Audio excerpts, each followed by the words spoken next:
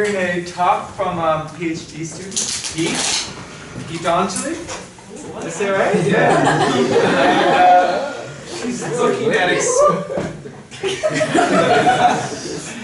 She's looking at expanding our understanding of well-being measurement beyond kind of internal states to measuring behavior.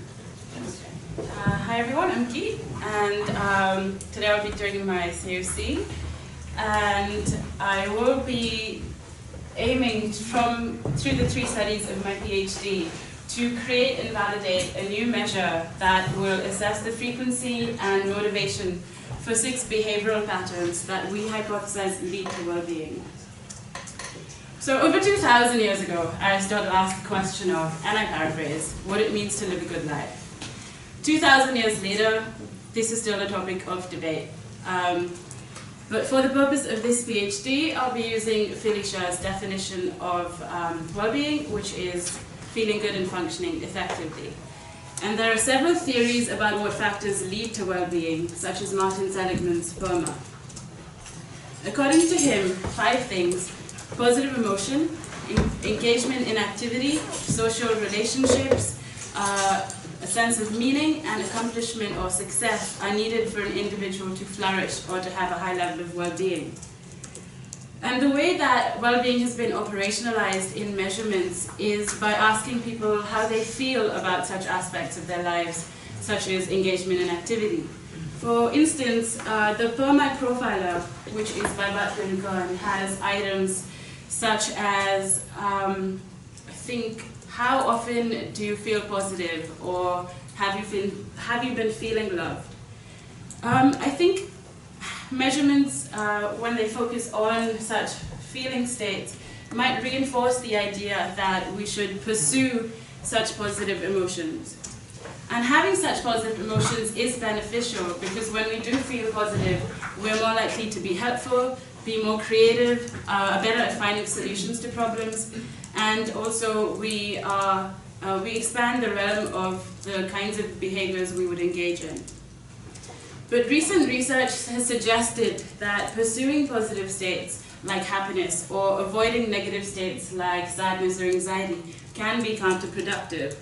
For instance, excessively valuing happiness has been linked to suicide rumination, loneliness, depression, and anxiety. And on the other hand, avoiding negative internal experiences or trying to suppress your negative thoughts or trying to distract yourself by thinking of something else has been shown to actually increase the frequency of those negative thoughts rather than reduce them. And that has, such avoidance has been linked with depression, anxiety and phobic disorders, as well as eating disorders. So the theoretical framework that I'll be using for most part of this measure is contextual behavioral science. And according to contextual behaviorists, instead of directly trying to change someone's feelings, they try and promote valued activity, which would then indirectly lead to a positive mental state. So the first part of my measure will be focusing on self-reported behavior, and the second part will have to do with the context of such behavior. So contextual behaviorists suggest that, that the context of action of behaviors matters, that actions are whole events, the meaning and function of which can only be understood in relation to their context. Another theoretical framework that I'll be using is self-determination theory, or SDT, put forward by Rich Ryan and Ozichi. And a part of the theory says that the motivation for behavior is important. So depending on whether it's autonomous motivation or it's internal and comes from within the self and people want to do that behavior, or the other side is controlled motivation or having pressure or feeling a sense of pressure from outside or from a sense of guilt to engage in such behaviors. So the theory states that the likelihood of a behavior repeating again is what kind of motivation is behind that behavior.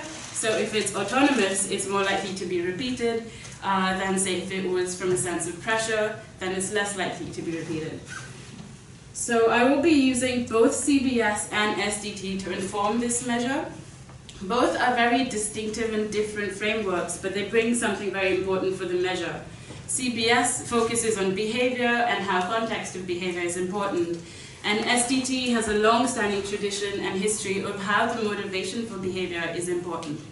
So the first part of my measure will be looking at self-reported behavior, and that will be supplemented with items that look at the motivation, so autonomous items, and an item on controlled motivation. And the behaviors that I will be including in this measure are based on the New Economic Foundation, or the NEF in England. They suggested 5 actions that people can engage in to increase their level of well-being. The first one is connecting with others, and research suggests that this increases love and intimacy, provides us with social support, and also increases social functioning. The second one is taking notice or being mindful, and that has been incorporated into several interventions like mindfulness-based stress reduction, and such interventions have been shown to reduce distress, depression, and anxiety, also increase positive affect, quality of life, and self-esteem. The third is keep learning or challenging yourself, and that has been linked with enhanced self-esteem, increased competence, self-efficacy, and self-confidence. The fourth, maybe? Lost count. Math is never a strong point. Physical activity has been linked with lower blood pressure, reduced illness, depression, and anxiety, as well as higher levels of happiness and life satisfaction. The last of these 5 behaviors is giving, and giving has been shown to have quite a few positive benefits for the giver as well as the receiver. But for the giver, it has been linked with higher levels of happiness, life satisfaction, self-esteem, and reduced depressive symptoms. Now, the NEF didn't recommend the 6th way, which we propose also leads to well-being, and that is self-care. And evidence suggests that engaging in self-care activities like eating well or having good quality sleep has been linked to better cognitive function, reduced illness, better mood regulation, pain modulation, as well as increased alertness. So I'll be using these 6 behaviors. It'll be a self-report measure, and the behaviors will be supplemented by the motivation for that behavior. I'll go into more detail when I talk about study 2, but my first study is a systematic review. The aim would be to collate and review the existing well-being measures that assess self-reported behavior. So to do this, I'll be looking at databases such as PsycInfo, ERIC, ProQuest, and the other ones that are available. Then scan previous reviews of measures to see if I've missed out any of them. And then also scan the reference lists of those measures and any well-being articles that are relevant. So I will be looking for articles that are written in English, published and unpublished both, to reduce the publication bias. The article would need to create a new well-being measure, which should also be validated in that paper, and at least one item from that measure should focus on self-reported behavior. So for instance, the Comprehensive Inventory of Thriving by Sute and Dina has an example that says, I learned something new yesterday, which has to do with self-reported behavior. But it also has items like I feel lonely, which don't. But because it has that one item, it'll be included in the systematic review. And thankfully, I have the help of an expert panel, which will include Herb, Felicia, Joseph, and Baljinder, and they'll just be making sure that I haven't missed out any well-being articles that do talk about self-reported behavior, and then also make sure that I've got the relevant information from those measures into my systematic review. Okay, so for the measure itself, the aim was to create a measure of behavior that would have a high treatment utility for practitioners, so that the practitioners know exactly what behaviors their clients should be engaging in, and how much, and whether they should be increasing those behaviors or reducing them, for them to indirectly increase well-being. So the way that we are planning to do this is through an online survey, through SurveyMonkey, and we're going to buy a sample of 1,800 general American sample, and the age range is quite wide. It's from 18 to 65 years of age, and the participants will have to fill out the 6 ways to well-being measure, as well as some other measures that we've included in order to validate our measure. And the whole thing will take about 20 to 30 minutes to finish. So this is I don't know if you can see it from the back, but this is an example of the measure that we're using. So it has the 6 ways to well-being, and under each of these 6 ways, you're provided with a brief description of what that is, some examples, and then the individual will have to write down an example of how they typically engage in such behaviors. And so after that, they rate that behavior on 3 items. And the items are, the first one is satisfaction with frequency. So I am satisfied with how frequently I do this. Rate that from disagree strongly to agree strongly. The second one is to do with autonomous motivation. So it is, this is personally important or enjoyable. I do it because I want to do it. And the third one is controlled motivation or pressure. So it is, I feel pressure to do this. Example from others or from a sense of guilt. And for each of the 6 ways, they have 2 examples, and then 2 examples per 6. And there's also an other category that they can include anything that isn't covered by the 6 ways, because obviously this is a first study, so we want to see if we've missed out any sort of behaviors that don't classify under these 6 domains of behavior. So for analyzing the structure, I'm first going to split the sample of 1800 into 2. So it's going to be a 70% calibration sample that I'll be doing all the exploratory analysis with, and then keep aside 30% to validate that through CFAs. So I'll first be running a parallel analysis and then seeing what output that has, and then putting that output into an EFA to see the factor structure. But I also do want to test out some models. And this is just one of the possible factor structures to test. This is a correlated 6-factor model with the indicators of frequency, autonomy, and pressure. So those indicators will map onto separate factors, so connecting with others, embracing the moment, and so on. However, this does look quite neat and idealized, and the reality might not actually show such a perfect 6-factor correlated model. So what could happen is that all the pressure items across the 6 ways load onto a separate pressure item, pressure factor, or the autonomy ones might load on together into a separate autonomy factor, and the same thing with the satisfaction with frequency. That could happen, or another thing that could happen is that the 6 ways don't completely map onto separate factors and there's overlap. So, for example, connecting with others and giving to others might overlap and maybe fall onto the same factor, because both of these are to do with interpersonal relationships. Or physical activity and self-care might fall onto one factor, because that has to do with your own body and how you treat it. So this is just a starting point, and I'll be testing out the different models, and then with the structure that I find, then take that validation sample and run CFAs, and then compare the fit indices between the different models to see which one has the best fit. I also have some other variables that we've included into the survey to determine whether the ways to well-being measure actually does map on to well-being. So the main 2 measures that we're using is one of mental ill health, which is the general health questionnaire, and the mental health continuum short form, which measures flourishing.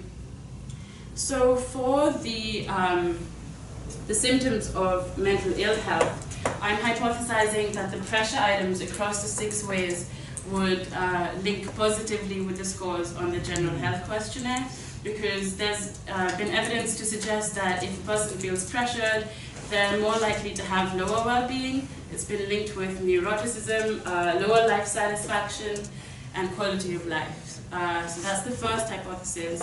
The second is to do with the flourishing scale, which has been divided into 3 factors. The first is the emotional well-being factor, and has things like life satisfaction, happiness, and I think that the satisfaction with frequency items and the autonomous items across the 6 ways would link to this measure of emotional well-being. Because if you are doing what you want to do, and if you're doing it enough, then I would think that that would mean, you have a higher level of emotional well-being. The second factor is psychological well-being, and it has things like environmental mastery, positive relations with others, and personal growth.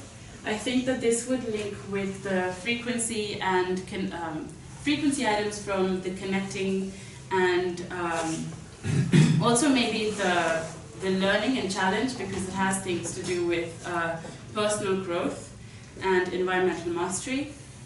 And the next factor is the social well-being one, which has things to do with social integration and contribution to society.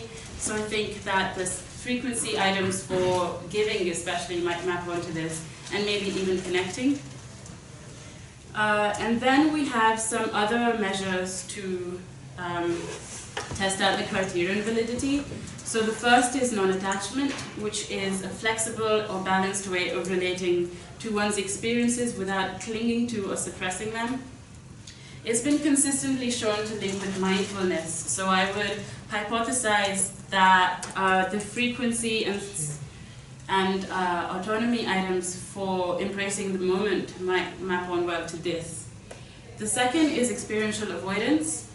I think that will show the opposite pattern as non-attachment. Experiential avoidance is the tendency to avoid negative internal experiences. So I think that that would be negatively related to the embracing the moment items. The next one is self-compassion, which means being kind, loving, caring, and understanding towards yourself. That may link to the frequency and autonomy items for self-care and physical activity, because if you're kind to yourself and you love yourself, you might be more inclined to do behaviors that are good for you, like eat well and exercise enough. And maybe the pressure items might be negatively related to self-compassion. And then we have a frequency of exercise scale, which we think would link positively to at least the satisfaction with the frequency of physical activity, and positively with the autonomy item, and maybe negatively with the pressure item. And then we have a weight stigma variable, which measures how often an individual experiences situations of stigma in their daily life. So that has items like a child makes a comment about your weight, or a doctor makes a comment about your weight even though you didn't go to the doctor for a weight-related issue. So taking the CBS framework, where the context of behavior is important, in today's society, I think that weight stigma is one of the last remaining acceptable forms of social stigma, and it would be interesting to see how that affects how and why people engage in the behaviors that they do engage in. And I would hypothesize, especially with the weight stigma, that it would link positively with the pressure items for self-care and physical activity, because there's evidence to suggest that when you make a comment about someone else's weight, instead of motivating them to lose that weight or go on a diet, it actually is counteractive, and it makes them eat more and exercise less. So that'd be interesting to see. And we also have that qualitative aspect of the measure, so like where they write down all the self-reported behavior. So it would be interesting to see what kinds of behaviors people write.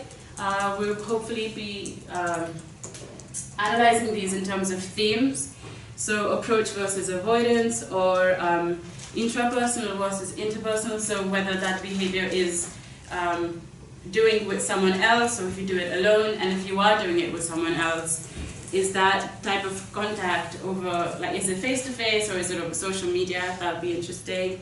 And also things like self-development and health and independence. So the third study is the replication and extension of study 2. For the replication part, we hope to validate the measure in a different population and age group. And for the extension, we would like to test the measure within the context of cultural stigma. So this will be part of the Imagine project, which a lot of IPPE academics are on. hopefully we'd have about 700 students and a 10% indigenous population.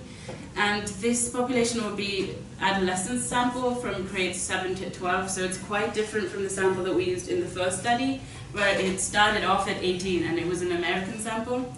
And so this will be a 40-minute survey that the kids will take during class time. So for the structure analysis, I would like to use the same sort of models to test it out as I did in study 2. So do the EFAs and the CFAs and compare the fit indices. And for the criterion validity, we managed to include 4 out of the 6 measures that we had in the previous study. So we had the mental ill health, we had flourishing, non-attachment, and exercise. So I hypothesized that we find the same kind of relationships here. We also have the cultural stigma scale, which is adapted from the stigma scale from King. So it has an example item of this is, I have been discriminated against because of my cultural background. I think it'd be interesting to see the differences between indigenous and non-indigenous populations, and see also whether, and in the qualitative analysis, see also whether they engage in different kinds of behavior. So the qualitative part will help us look at that, and I would hypothesize that the more a person feels stigmatized, the less satisfied they would be with the frequency of at least connecting with others, and even self-care behaviors, and it would link positively with the pressure items across the 6 ways. So that's my COC. Thank you.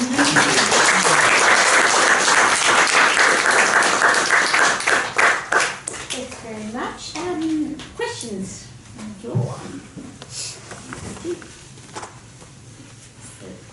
Go back to the slide for your factor structure. Yeah. So what you have there is a multi-trait, multi-method design. So you've got, so it's very likely that you're going to have a frequency. You'll have factors related to the frequency, autonomy, as well as the content factors, and those are really messy, and it's unlikely that you're going to be able to get at it with exploratory factor analysis, and the confirmatory may or may not work.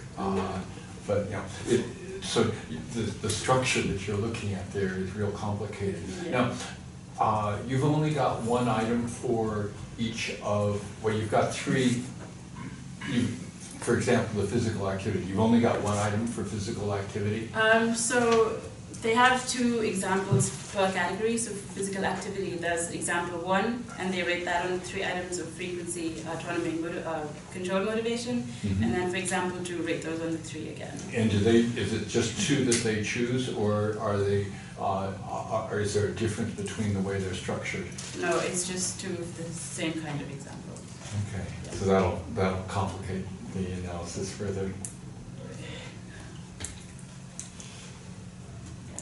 I actually had a similar, I had some similar ideas, and I was thinking, it comes back to the domain versus dimension thing. So domain is these at the top, and then dimension is the frequency, autonomy, and pressure. Yeah. I had a few, most of the outcome variables are domain general. Mm-hmm. And so you could imagine that they might be predicted more by frequency, autonomy, and pressure rather than self-care, physical activity, etc., etc. So it might be interesting to distinguish between those 2. But also, I'm also wondering about the underlying model, because you've got a latent factor producing frequency, autonomy, and pressure, but I could also imagine that more autonomy leads to greater frequency. Yeah. And pressure leads to less frequency. And so rather than it going that, it's going that way. So I don't know how to deal with that. Well, I do think it's going to be quite a complex structure, but obviously I want to start off with some simple and then, build up, and I'm open to suggestions to how to do that. Yeah.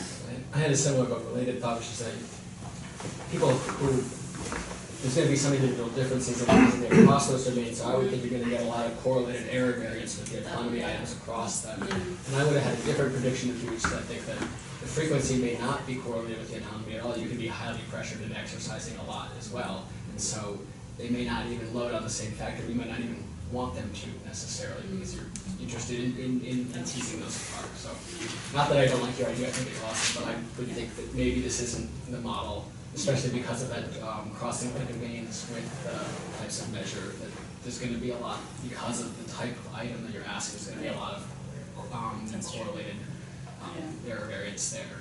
So, but that's what you're testing. So Yeah, that's what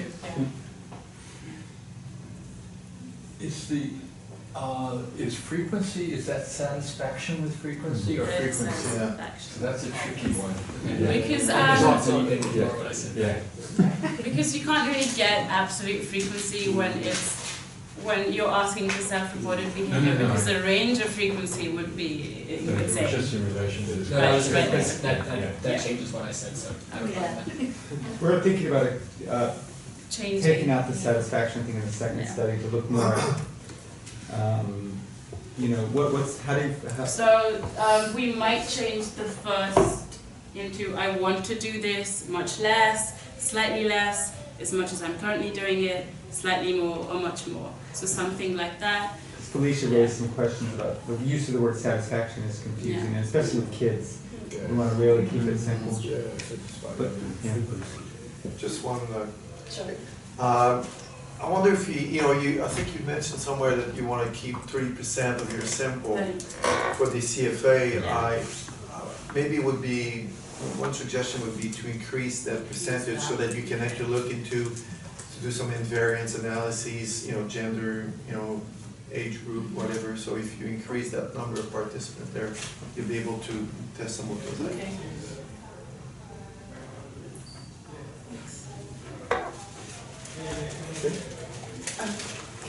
Presumably there'll be a negative correlation between autonomy and pressure.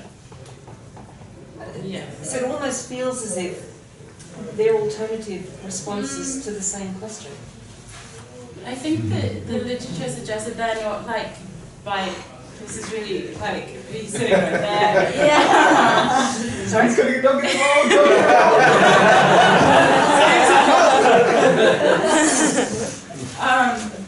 But I think the literature suggests that they're not two polar ends of the same sort of pole, but they're different. So something, you could feel a pressure, can't think of a good example. Yeah, exercise. So it's like, maybe from an internal kind of guilt, like, oh, I just ate that cheesecake, I need to go exercise. But it also could be kind of autonomous as well. So you do see them as independent, do you? Yeah. Separate, not independent. Separate but correlated. But not correlated -1. Right. Not correlated nearly as high as you would think, much smaller than you would expect. Okay. And just a very practical question, how did you decide on the sample size? Sample size, just based on the pricing. Pretty much because of the pricing of the sample, how much we had and how much we could get. A careful power analysis was conducted. Yeah. That's what I did. Power of money. Yes, power analysis and funds are probably very important. So a power analysis, that's a good thing to do, based on what? We didn't think. Please, we just ran out of money. I've never been a big fan of holdout samples and so forth. I think that's silly. The EFA is silly.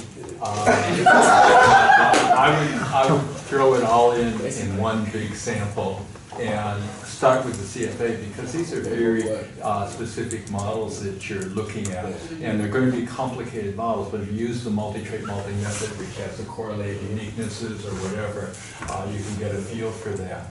But and then some of the further analyses, you wouldn't want to be doing the further analyses on a third of your sample. That would be that would be silly. But I mean, maybe there's other people that argue that the holdout sample is, obviously somebody told you that's a good thing to do. That was me. But what's wrong with the holdout sample idea? Just weakens your power too much or something? There's almost nothing to be gained by it, and unless you have a huge sample size, so that it's irrelevant, then you lose all the power. And particularly when you're only your main analysis is on 30% of your total sample. Yeah. It isn't as if you're going to. It isn't as if you're going to. You have a whole lot of items. And you're going to choose items on the basis of the initial sample and then validate that. You know, that's a maybe reasonable approach. I still wouldn't do that. But here, I'm not sure what the advantage of doing the initial exploratory one is with. Okay. Holdout sets have the most value when your ultimate goal is prediction rather than explanation. And your goal here is explanation, not prediction. Well, if she had, if you had a 200-item questionnaire and you wanted to get it down to 50 or something like that, then it might make sense. AIC, BIC? I agree. It would be more sensible. Nobody knows what you just said, Phil. That's because I can't pronounce the words that make up those initials. We still wouldn't understand it. About study one. Yeah, sure. So the systematic review, you're going to collect up all the instruments that exist. Then how are you actually going to compare or analyse what features they have and what characteristics they have to say whether one is better than another? For me, the aim for study one was to pretty much prove that there is no measure that does a self-reported behavior in terms of its function. So that was like the goal for that for me. But I guess that's a good thing to consider. I hadn't even thought of that. Yeah, whether you were looking at, certain, Yeah. I think there's a few frameworks around that look at psychometric characteristics and how you go about analysing the results. Whether that's useful, given what the purpose is another story. It'll depend on how many things you find. Yeah. And they might be quite different. Yeah. I think they just mix them together potentially, but we'll find out from the review. They mix the state stuff with the behavioral stuff and stuff. Yeah. Yeah, like some of them, as the one that I pointed out before, said, I learned something new yesterday, and there's a lot of quality of life indices, that like list behaviors and say how often do they. So they are quite different. So it would be hard to see, like, ask which one's better than another in that way. Yeah, one question I had is that it seems to me like in study one, you will have certain types of items, and then in study two, you may change the content of those items, which means that the instrument you're going to come up in study one, and then when you compare it to study two, you may have a slightly different instrument in study two. So how are you going to jive the two together in terms of which one, is best, and why change if in study one you're starting with trying to develop an instrument, split the sample in two, so come up with something sample one, validate in sample two, which is the usual way the literature of doing this. But then in study two, what you came up in the confirmatory part of study one might change as a function of the items you use in the study two. So how are you going to compare the two, and which one would be the one you would recommend for the practitioners to use them? That's a good question. I think, like the purpose of having changed it in the second study is because maybe it wasn't working as well in study one.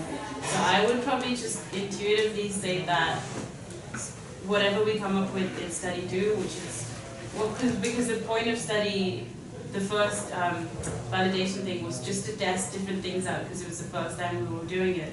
So in the second one, from the first one, if we see there's any change that we need to make and make that in study two, then I would think that study two and what we come up with there would be more recommended than the first study. Okay.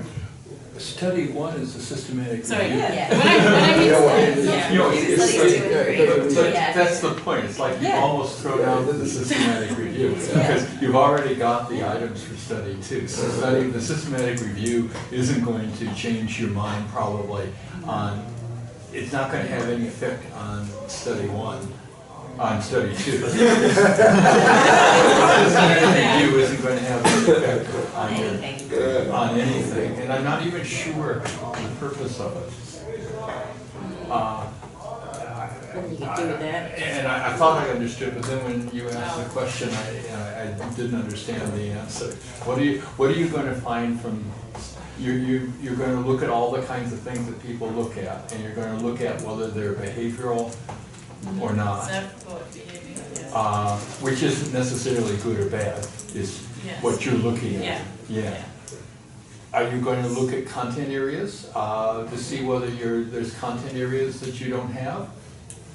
That's a good idea. Well, Yeah, but and will you incorporate that into your subsequent study if you find content areas that? Would you be happy with 7 ways of well-being? I guess self-care already includes diet and sleep and a range of things which are sort of on the same level as exercise, really, aren't they? So I think it's it could be as big as you wanted it to be, couldn't it? So but having 6 things like a workable number from a utility point of view. Well, you may reinforce that when you get your data in. You might see, yes, they are consistently highlighting these 6 domains. yeah. They may not, I mean, the review comes from the 5 ways that the NEF Foundation, so Felicia can describe this better than me, but they brought together world experts who sought to review the whole literature, so it's building on our literature review already. Yeah. And it's just a matter of the measures. Do the measures line up with that literature review? I guess a broader point is self-care is kind of a catch-all category, isn't it, for everything else that you do to look after yourself? Yes, but the way that we've kind of operationalized that is just, the examples at least are about eating and sleeping. So if someone was to do this, they'd probably first see the physical activity and then probably not say the same thing in the self-care. So I think there is another very good reason to do systematic review. We don't want to reinvent the wheel. It's quite possible that measures that already exist, measures of well-being, are already somehow measuring these things. They're not calling it that because some of the items, a lot of them focus on feeling states or states, but it's quite possible that some of the items creep in and they're actually capturing what she's interested in. And if that's the case, then it's sort of not useful maybe to reinvent the wheel or invent it in a manner where everything is put together and you can test them in a single unified model. And from the literature review that Geet has done so far, that's not really clear. So there are pieces, they're like items, random behavior type items that sort of come up. But it's really important to do a systematic review to see if that's actually there. And maybe it is reinventing the wheel. I think where the systematic review might be really interesting, I was thinking about is if you're doing what Herb was saying, looking at all of the domains that these measures look at, then you can look into qualitative responses, whether there's a match up there, so whether there's people spontaneously generate the sorts of domains that researchers think are important. So you can kind of compare the grassroots to the empirical perspective and there's a match there. I just want to ask about some of the other measures that you're using. So it makes sense to have some kind of symptom measure, I guess, and certainly a well-being and flourishing measure. How did you choose the others? There's a non-attachment measure, which is obviously a lovely measure because Baljinder invented it, and that would link obviously to the being in the moment. Then there's a physical activity measure, which obviously relates to physical activity. Yeah. But were you trying to get a measure that related to each of the 6, or how did you decide? Or just some of them, or? Well, originally I wanted to study body image, and well,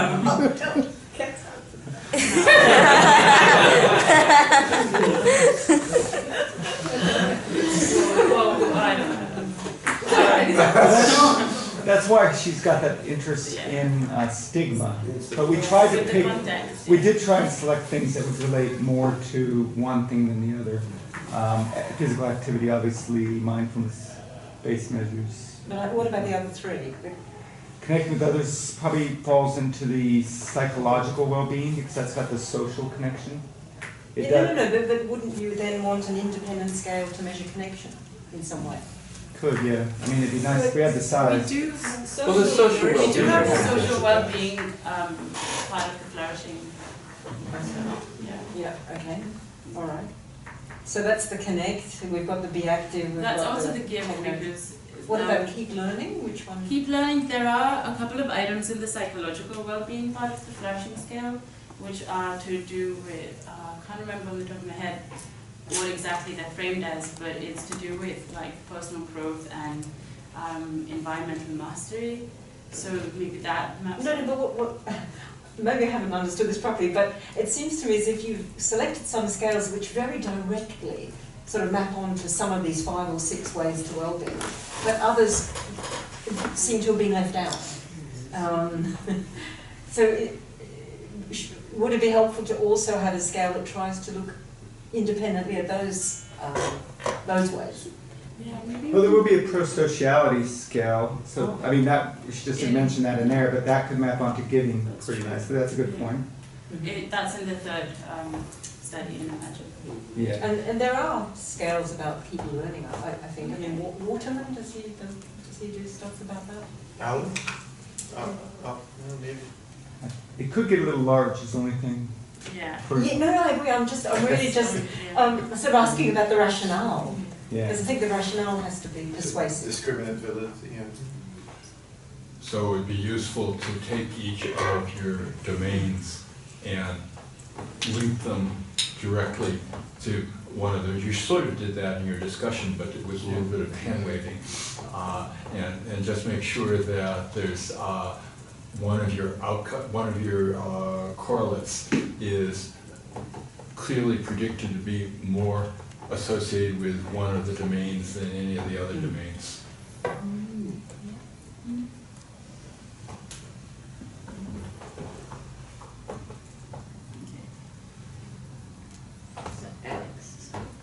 Yeah, Git, can I ask you a question about the qualitative component? I don't see why you need that for the purpose of this thesis. First, the way you collect the data and the way you analyze data will give you more than 6 factors, I guess. Right? Because the quantitative model is so complex in itself that I don't see that you get these 6. And if you focus on behavior, you get a behavior factor, you get context. I mean, from the qual, you get context, you get motivation as themes, and then you get frequency, pleasure, whatever. Then you get many, many different themes. And I don't see how you can synthesize these to get the 6 factors, first thing, right? Second thing is, if you get the 6 factors in study 2 with the adult sample, then you go back to the younger kids in study 3, I guess you get 5 factors. They don't have self-care. They are always being cared for. Maybe, yeah, that's true. No, that's an interesting hypothesis, well, that kids don't care for themselves. maybe That's Really, that's not. that's a hypothesis, I think. There's a hypothesis. Well, we haven't tested it. Well, Yeah. you- But I would imagine that Ah, thank you, Alex. No, but I think that kids would engage in self-care behavior, maybe not to the extent that adults do, but well, at least with the stigma literature or like body image stuff, even kids as young as like pre-adolescents engage, like try to control their diets and stuff. So yeah, you could see that maybe they do care, like have self-care behaviors, but not the same way or the same extent as adults do. Yeah, not sure. Because Yeah. you're talking about 7 years old. Well, we're talking grade grade 7. to 12 Grade grades. 7. A grade 7. I mean, that's Yeah, not you're even. in grade 7. So that's around 12. 12 years 12 old. to Yeah. about 17-ish. They don't care about the kid, don't care about the other. That's They don't get They yeah. might put down listening to music or something like that. Yeah. But I mean, I think that's the point of the qualitative thing. We don't want to close off. We don't want to try to make a guess of what everybody does. It's a way of opening that up. Maybe some main differences, but maybe the structure might be there. Mm. So my major question is, why do you want to include that qual? I think it would just be interesting to see the kind of different behaviors that they engage in, because as is the first study, if there's one domain of behavior where people aren't really responding things that are, actual behaviors, and they're just saying some random thing, then maybe in the second study we, take that out or combine it with something else. So I think qualitative is important for that. But I mean, you can code. If you can come up with a coding scheme, then you can look to see whether different codes of behavior, different subcomponents of behavior within your overall behavior make a difference. And I could easily imagine. I'm not saying it'll work, but it's at least a reasonable thing to do. I mean, I'm not sure what you're planning on doing with the qualitative, but I would imagine that you would come up with several different types of behavior within each of your broad behavioral categories. I think one of the advantages of using qualitative data is to, again, at least begin to explore some of the cross-cultural differences. But in the Imagine project, it's not clear to me intuitively what sort of behaviors Indigenous people will write, and they may be very different from what non-Indigenous Australians may write about. And if we just give them all the same scale, and just ratings of the same scale will not discriminate, will not give us that information. So for sort of a beginning study, it's early stages of something new. It is important to be open-minded and let people, let participants inform us about the content of the behavior that they're engaging in. So that's another reason. Not questioning that. You don't have the scope to do it, but I would think that it would be fascinating to include how important it is as one of your items, along with frequency satisfaction. And, So after that meeting with you and Felicia, we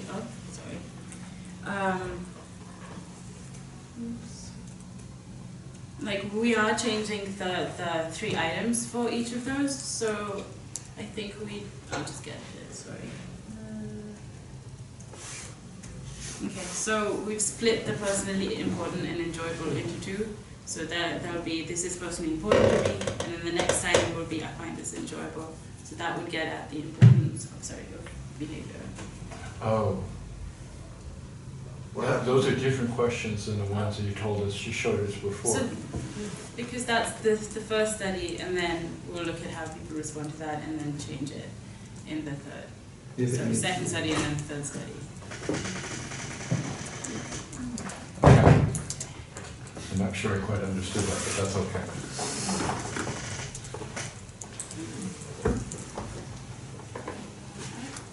I just had a point of interest about the survey monkey sample and everything like that. I was just interested to hear how it all came about. This is a rather interesting approach that I had not heard of. So, It's actually quite common. I know, but I just never done it. And is it very expensive? Or? It's not that expensive. If Americans work for very cheap. It's pretty much like, they're basically Mexico for Australia. But there's no Australian population that does the same. They do, but they charge more. Oh, do they? So it's cheaper to do it in the Americans. That's what I'm saying. We did the same with the Americans, with the Australians, so our sample would be half of what you do. For the same amount of money. Any other questions? No? Okay, we might close the room then.